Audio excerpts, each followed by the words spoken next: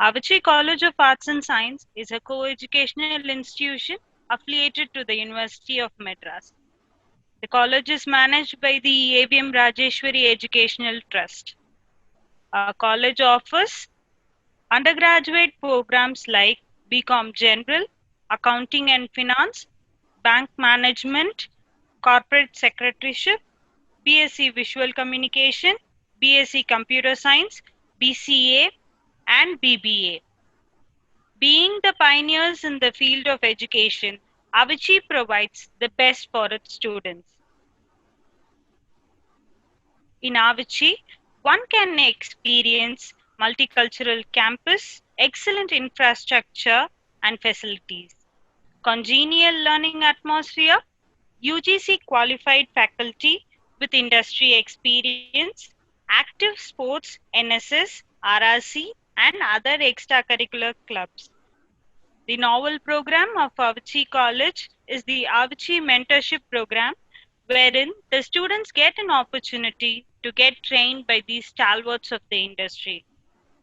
Special training programs to enhance the spoken English skills of our students, state of the art studios and laboratories, well furnished gallery type classrooms, highly equipped library, regular field visits, and very near to the Vadapalani bus terminal. To stay connected with us, log on to Facebook and visit our page Avicii College or log on to www.aviciicollege.edu.in. Learn from the pioneers, come and experience the legacy of being an Aviciian. Talking about various lines of tigers and lineage of Machli's family and the other family, you how do you distinguish between different individuals? Is it easy to win their trust and be non-intrusive? See, identifying a tiger, every tiger has got their own, distinguished marks. No, that is one. And every tiger has got their own territory. No, they have their own 50, 60 square kilometers, they have their own territory. If you are in that particular territory, if there is that particular characters there, then that's there. But that you can easily identify. But obviously, every tiger has got their own identification mark, like we have. It's like, for example, arrowhead. She's got an arrow in his head mark. So it's like that. There's one character I followed. It's in Clash of Tigers. My sister's name is Lightning. So you can see a lightning sort of a mark in her, in her left eye, left leg. So like Machli has got this fish sort of a thing which is in us. Like every tiger has got that identification mark. So that's the way. And apart from that, territory is huge. So 30 the minute, and again we follow one character, we go to that particular territory. For us, it's not a problem. Yes, for an audience, when you see in a film, it's really difficult to put together in such a way so that people, when you following the story, they should not get confused. For us, that's a very challenging job. In a forest, it's very easy to identify. Okay, this is Machli, this is Arrowhead, whatever, it's male, female. A lot of way identify it, and everyone will have their own. I'm not talking about. For me, Arrowhead is my reference. For some other person will say no. Everyone has got their own way of remembering those marks and follow that. But film, it is difficult. But if you put together 4 characters, there is in Tiger Revenge, there are some 5 characters. The person who seeing a film in 1 hour and the 5 characters are telling a story through 5 characters is a challenging job. And you can't keep saying their names, and you can't, So after a point, for an audience, it looks all the tigers are the same. So that's a challenging job, but we somehow I manage it. You can see it. The first job is to make sure that they won't get confused, and sometimes we repeat the name. We try to link it up. That's a very, very complicated, very challenging job to stitch a story and a voiceover goes through the different characters.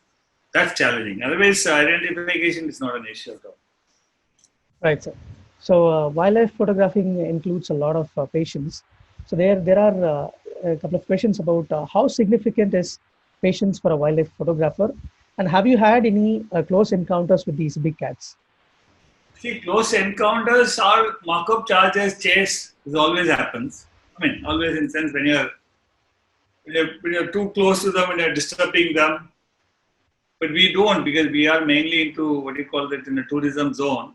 But sometimes, they just, but otherwise they are the very safe animals, because mostly we are in the jeep. We are not allowed to get down. So those sort of things are very rare. But it keep happening. But that what I'm telling is that's not a major threat to any filmmakers or a tourist. And other thing is the challenge is to get a story. That's what I always say, because it's not that easy to get a story. End of the day, if you see tigers, they always do certain fixed things. You try to get biggest challenge to get a story. And the patient's point of view is it's not that we are going for any particular moment, to capture it. You may get a kill shot, after waiting for 2-3 days. If that's not fitting in the story, we may not use it. We may not. For example, in terms of data, the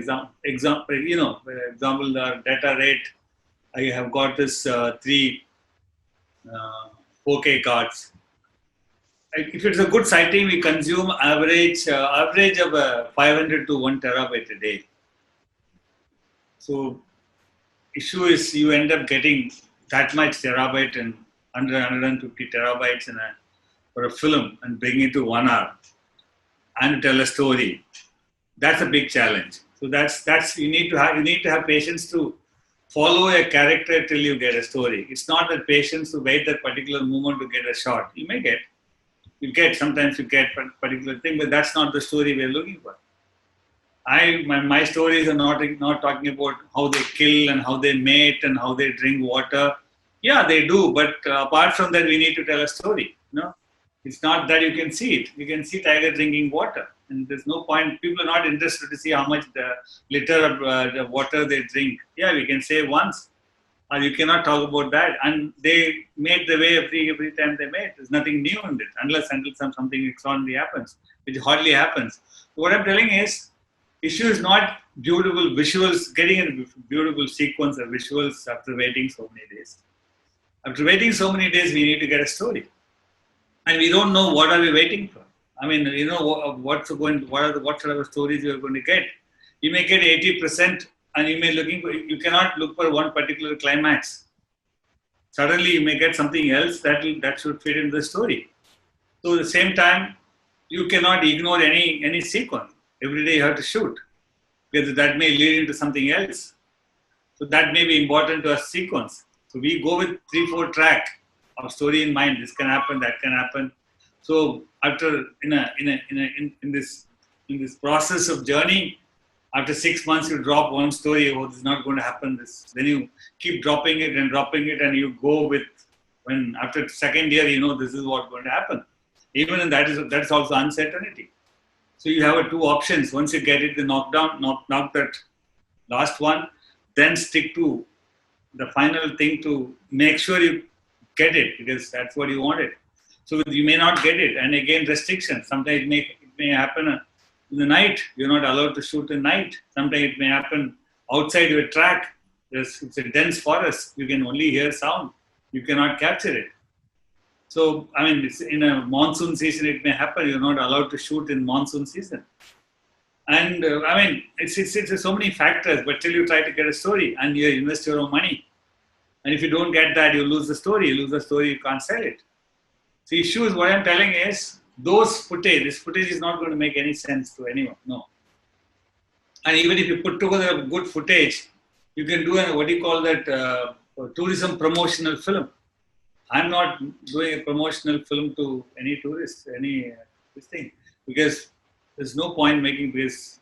There are a lot of tourists anyway coming to the forest. So, I mean, that's not going to work. And you cannot put voiceover on some good visuals and you can't sell it. So these limitations, that's a challenge. That's the interesting part of this wildlife filmmaking. Every day you are in a challenge. And one thing is, you're not depending on anyone else. You're the boss. No, you don't need to depend on the artist. You don't need to depend on someone's call sheet. You depending only on your own talent and your own, passion and the song you know. with gut feeling and saying that you one day you'll get a story and you're following it, and it's all pure belief and faith, and you just keep moving on a daily basis. Wow, sir. Wow, that's really great. And sir, how much research that you do when you know before going for a shoot for the first day? Like you said, you follow the lineage of tigers. You said the lineage of 40, 50 cubs. Suppose you were following a single cub and you're photographing for the first time. What is the research that you do, and how much distance you follow? Like, See, distance sometimes very close. I mean, we do. I mean, they come closer. Obviously, we are supposed to keep 30, 40 feet distance. We move, and we don't like to shoot closer because we don't get this behavior. For us, for most of our film, I can call it an observational film. We try from a distance with long lenses. We observe it, and it's like viewing through binoculars sort of a thing. You observe. So it's not that go closer, you get it. No, got powerful lenses nowadays. You can get any kind of a close-up the way you want. That's not an issue at all. And again, good close-ups and good visual is not going to help us. Good story, good sequence, good behavior, that can tell a story is going to help us. So that is the thing in terms of research. If you ask, and again, ours is not very facts and figures based. Unless until there is something you got which is completely unnatural, first time you are seeing it, then we try to go back to the researchers and expert and ask for it. Why it is happening? What is the possibility? What can happen? How come this? You know, is this a normal thing? Now, anything if you see, for example, you know, then we start working out, keeping that as a reference. You cannot tell anything wrong. So you need, you know, and again, we're not doing in a documentary. No. Ours is obviously a wildlife feature-length observational film. It's a storytelling. So we'll think how do we convert that as a story? How to simplify it to an audience who can understand. It's not that, you know, talking about science. No, it's not going to work. That's we used to do it. We can because I don't think my viewers are normal audience. I don't call it not for a highly educated people who they know they know to preserve these animals are important. Whole idea is for a local people should respect and save these creatures. So that's our whole idea. For them, story is important, emotion is important. So we'll try to simplify that same language into same particular scientific facts into normal and try to incorporate that in the story without affecting the storyline. So that's important. So research is sometimes if we get something great, then we go back. So again, that particular new behavior of new thing, which is not, if it's not fitting in the story, we will not use it. I'm talking about 300 hours of footage, 280 hours of footage, we are willing to throw it for 1 hour story. So we have that, I mean, as a cameraman, it may be brilliant backlit shot, it may be outstanding chase, you know, and fight. If it is not fitting in the, you know, story of Machli, we don't put it, you know, purposefully to talk. It never works. No, I mean, we may use it in a behind the scene sequence saying that this is what we got it, but this is a story which we wanted to tell. So that's the way it works. So yeah, what I'm telling is you don't need to be a scientist. The kind of film which I make. Yeah, and there are people who make conservation films. They may need it. I don't know. I don't do it. I don't do pure conservation films. For me, that is not going to work for a common audience. And conservation has also got so many factors, and that confuses everything. I just concentrate as a filmmaker as hardcore storytelling, the character which emotionally emulate and get a good feature-length film so that they can watch it. No, they just relate themselves to the character. that's it, sir. So that's great, sir. And there's one question from Mr. Ramanidharan. He says he had met you during 2018 and 2019 at Tadoba, and he wants you to share the story of Maya. Maya, I just completed, because Maya is a great character again. she lost both of her cubs. I mean, there is a first litter. No one knows how she lost it. Some say wild dogs have killed them. There is no record. The second one was chased and killed by her own father, her own mate. I mean, father was chased. The third litter is again with the same father. Her third litter, which I followed for the last 2 years. My whole idea is whether this time is she going to make it or not, and why she lost both the litters, and is she going to make this litter successfully? She's going to bring it or not. That's the story. That's our one-line story. We followed it, but we end up getting something else completely different. But this time also she couldn't manage. She somehow managed it, but in the last minute, she lost one of her daughter. That's the daughter I was telling, 18 months we followed. She lost it because of various reasons. Again, the whole thing, when we realized it, that is something to do with the male-female ratio. Because there is only, again, the ratio is completely collapsed in this park. And again, because of the reasons this father behaved normally. After 17, 18 months, he tried to chase the cubs away, then start mating with this Maya. Same thing happened this time also. That's one thing which he found. Again, see, it's a scientific factor. It's about male-female ratio is supposed to be good, supposed to be this. It's a very scientific message which we wanted to tell through one character. At the end of the day, even though it's a big scientific message, and we followed this character with an emotional connection, saying that is he going to make it or not. So that's why we dilute the whole scientific thing into the story. And there's one more character also entered into Maya's territory. And the father of this particular character is also same, which is Maya's mate. So again, it's a father-son's relationship. Is he going to fight with that particular character and going to chase it out or not? So it's like father, son, and the Maya and the Maya's cub and Maya and the mate. So the family, and again, that son is he also was looking for territory. There's no space. He has no other option. He has to stick to Maya's territory. And Maya's got small cubs. So Maya's worried about her own cubs. But his father, her mate, that's his own father, is from other mate. And he also wanted to protect that one. So all this relationship between father and son is also, we managed to get it.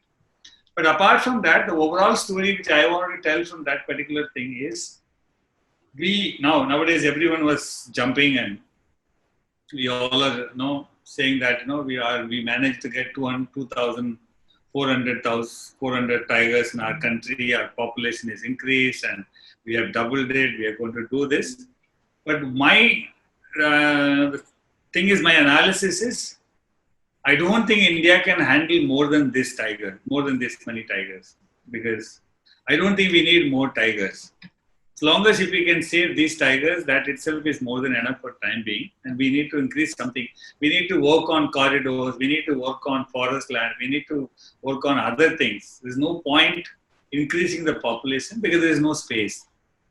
We don't have space. There's no point of having this population, increasing the population, and finally they fight each other and die. They kill, and ratio is in a very bad mess. Now we are in a big mess. So this broader perspective, which I wanted to tell one particular case study like Maya. Maya, one female surrounded by 4 or 5 males, and she needs to protect her own cub. And there are 2 or 3 males which is also trying to get into Maya's territory, and her own mate is all not cooperating because his own son is also into the same territory. And finally, in this whole battle, she loses her own daughter, which is again, he lost one more female, and we are in badly need of female. So it's like, it's like a huge, it's again, if you call it other way, it's a big conservational story. But if I started talking about this conservation, ratios, population, corridor, no, male, that's too complicated. But here, a character, you are telling the whole thing through a character. And this is the same issue in all the parks. It's not only here. So this case study, like Machli, like this case study works for all the parks. For example, in Tadoba, if you see, inside Tadoba, there are 50 tigers. Outside, there are 60 tigers. There's no space. What is the point of increasing the numbers of tigers? My only thing is, let's try to work this 60 plus 50. 50 inside the park, 60 outside the park, 100, and try to work that. There's no point of doubling it. Yes, we need, if you have more space, we need more tigers. But here what happened, people and everyone, policy makers, they always think, oh, if you double it, we succeeded. No, that's wrong. But that's again, very big topic to get into that. As a filmmaker, I just want to stick to a character and an emotional part. Is he going to make it as a mother? She already lost two litters. So that's what. So it took almost 2 years for us to finish it. We just finished. I'm in the process of editing now. So it may take another 6 months to finish. Okay. It's a long process. That was thought-provoking, sir. Because people have a different story on the idea of conservation, like increasing the number of tigers. But you put the other way around, maintaining and making the space for the living of the existing tigers. It's been a big question mark in the country like India. So we have to be, even the policymakers has to think and decide how to save those 50 plus 60 tigers in Tadoba. Yeah. That's great, sir. Great, sir. That's great. And there are a few questions about this little, about this from the students, what are the equipments that you do carry for your shoot? And since you talked more about this national parks and all, I just want you to throw some light on what is the ethics that they have to follow when they enter into a national park. The ethics is we are not allowed to get out from the jeep, and obviously we need to maintain the distance as per the tourism 30-40 feet we need to maintain. We cannot go off track. We are allowed only that track which is mentioned.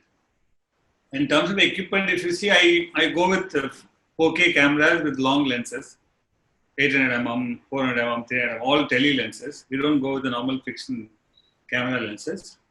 And same like a cinema equipment, whether you use Red or Alexa or whatever. But I somehow like Sony because the booting time is little faster and it works for our climate conditions. The same 4K Sony F55, which is equivalent to Red, and long lenses. So that's only difference. No, otherwise it's like that, and we shoot in a raw mode, come back and then we keep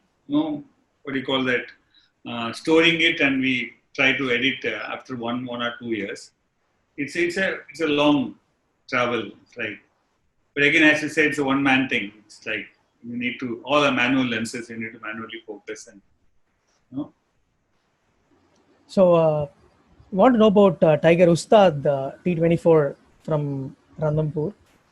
Yeah, they've translocated again. They blamed her as a man killer. As a man killer, they put them in an open zoo sort of a place, and in Udaipur. Now after a long inquiry, they found out, and I think the government official has given a National Tiger Conservation has given a clean sheet saying that he is not something like that, which I need to confirm it. They're planning to shift him and translocate him to forest, some other forest.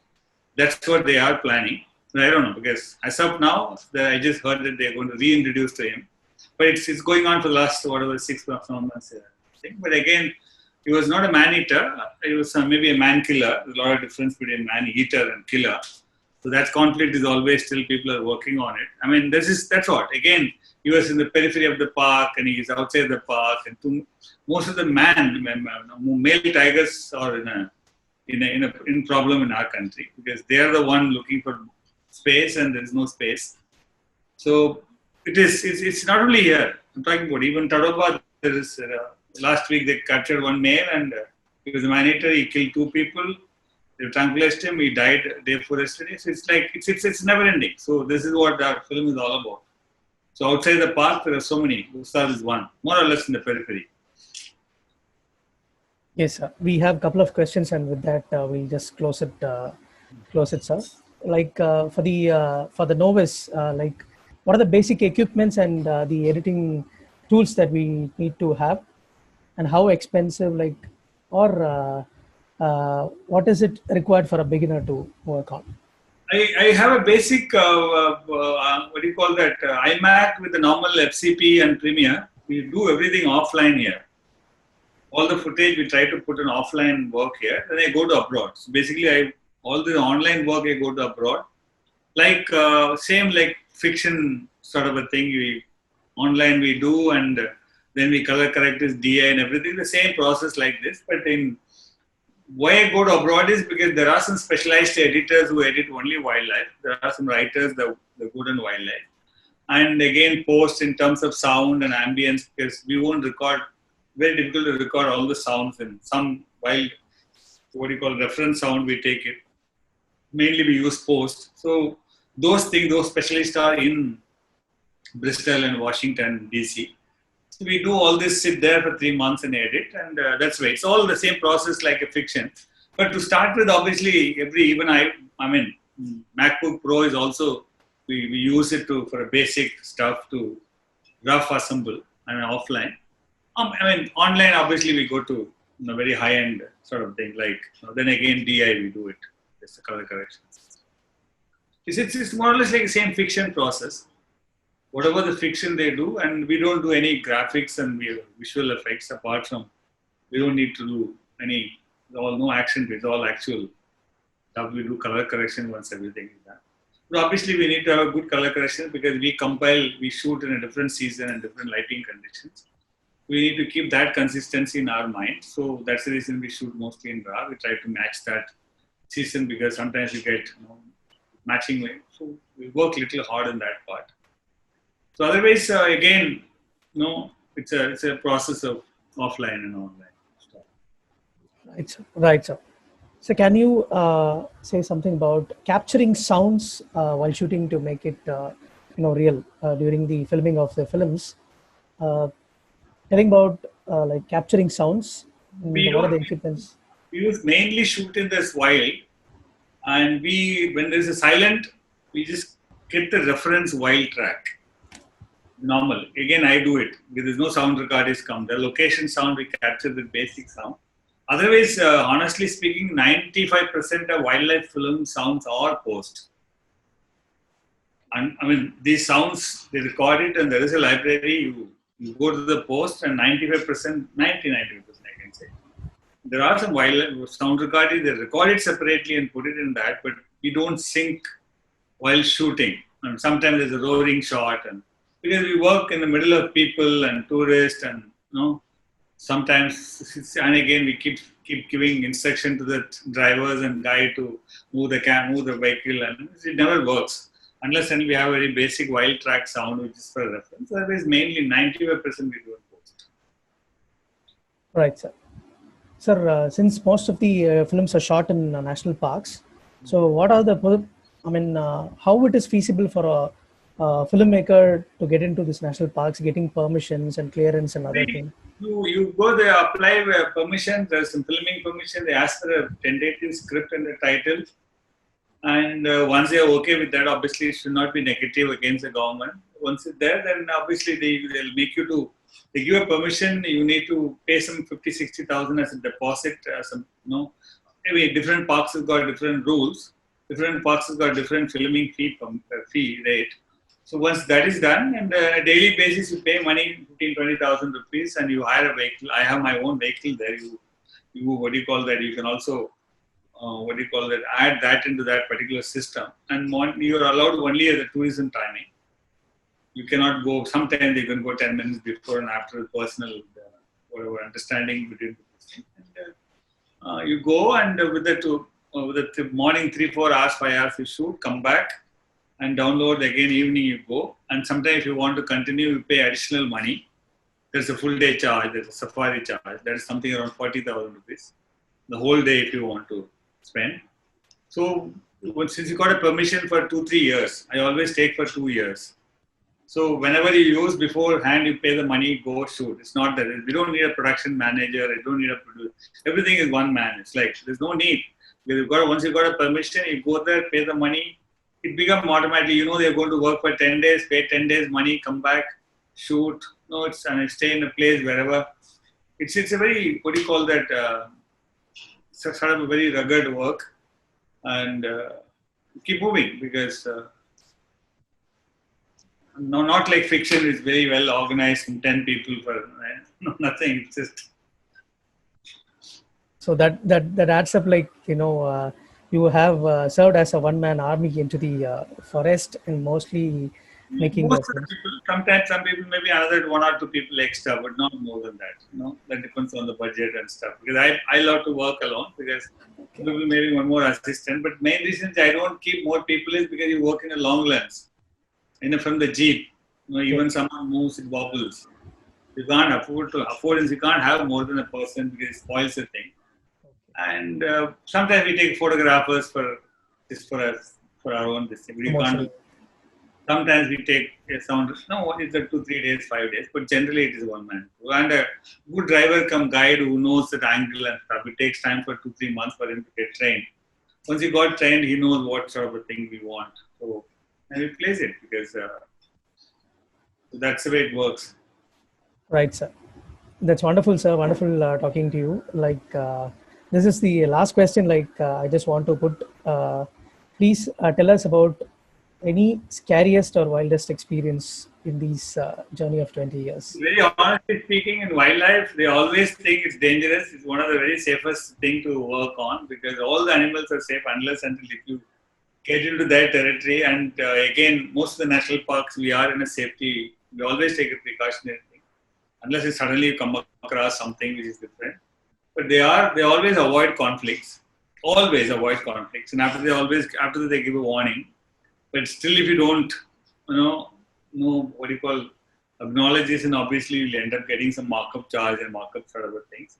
But these accidents and killings and all happens in completely different contexts. It's like it's nothing to do with it's a danger because it is. But I mean, we do face a lot of few things, but there is nothing dangerous. Like we always take precautionary thing before that. But wild animals are the safest animal, which I can say. The way people portray is completely different. Wow, sir, that's wonderful. That's wonderful and inspiring listening to you because here is a filmmaker who sees wild animals as humans, who has a family, who has a story behind it, who has relationships, who have life. And I have seen a filmmaker talking about the death as celebrating life because you mentioned it when Machli was at the dying stage. You said it was a celebration of her life that she has from her prime age to the end of her life. So and you talked about the lineages of Machli of about 40 to 50 cubs and the conservation plan in the national parks in India.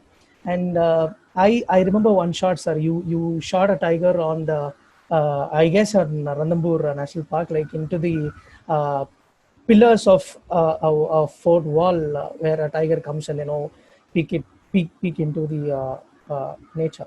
So how